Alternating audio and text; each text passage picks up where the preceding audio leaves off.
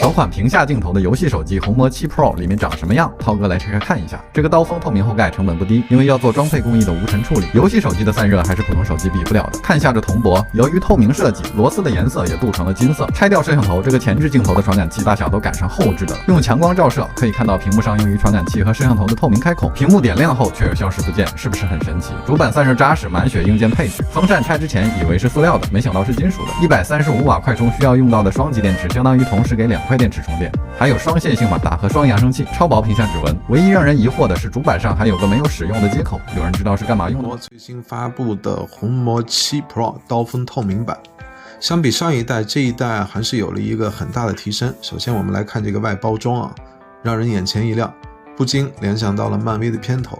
如果你看过红魔7的宣传片，你就会觉得这家公司真的是被手机给耽误的一家电影公司。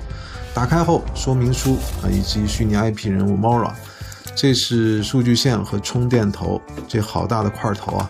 这次的续航也是红魔7 Pro 的一个提升啊，标配165瓦的氮化钾充电器，搭载135瓦魔闪快充，以及5000毫安的大电池，再次刷新了行业的最高标准。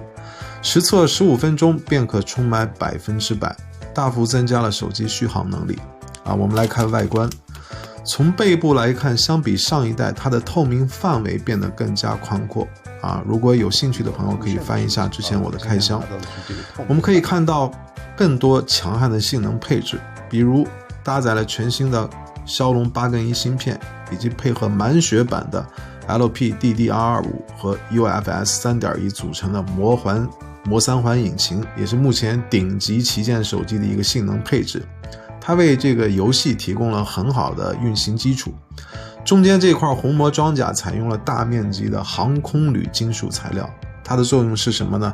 既有效提升整机的散热性能，又能提升机身强度，硬核满满。正面屏幕为 6.8 英寸 AMOLED 的屏下摄像全面屏。是的，这一代终于用上了母公司的屏下摄像技术。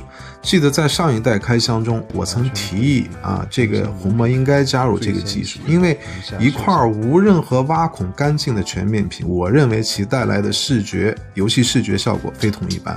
在我实际体验当中，拍照、刷视频以及后面的游戏体验，你们会看到画面的视觉冲击力非常的震撼。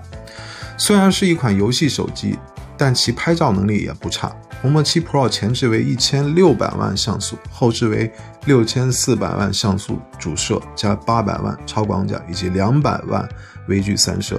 总体上，这款产品满满的硬核气质。